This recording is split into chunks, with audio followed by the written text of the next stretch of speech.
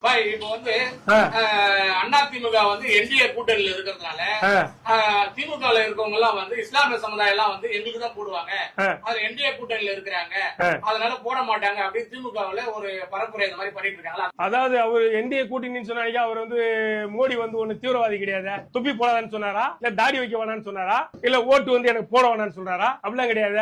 இங்க காஞ்சிபுரத்தில் நிக்கல வேட்பாளர் வந்து அருமையான தங்கமான வேட்பாளர். அவர் வந்து பள்ளிவாசலுக்கு போவாதீங்கன்னு சொல்றாங்களா அவங்கள? அப்படியே கிடையாதுல. எடப்பாடியார் ஆட்சி 4 வருஷம் பண்ணாரு, எந்த ஒரு குறையும் கிடையாது. இன்னைக்கு நடக்கிற அவலமான ஆட்சி, கேவலமான ஆட்சி, ஒண்ணுமே புரோஜனம் ஆட்சி நடந்துட்டு இருக்குது. அடிப்படையில சோறு தின்றதுக்கு வழி இல்லாம அவன் செத்து சுண்ணமாயிட்டு இருக்கான். கரண்ட் பில்லு கட்ட முடியல, 3 முறை வச்சிருக்காங்க கரண்ட் பில்லு கட்ட முடியல. இன்னைக்கு அந்த வரி கட்டுறதுக்கு 690 ரூபாய் பயன் போடி கட்டணுமா? இதை என் வீட்டை நான் வீட்டு கட்டி இஸ்திரி போயிட போறேன். என்னைக்கா இருந்தாலும் முனிசிபாலிட்டி டாக்ஸ் தான் கட்ட போறேன். முனிசிபாலிட்டி வரிக்கு வந்து வட்டி வரி இன்ட்ரெஸ்ட் போட்டது ஒரே தமிழ்நாடு அரசு டிஎம்கே கவர்மெண்ட் தான்.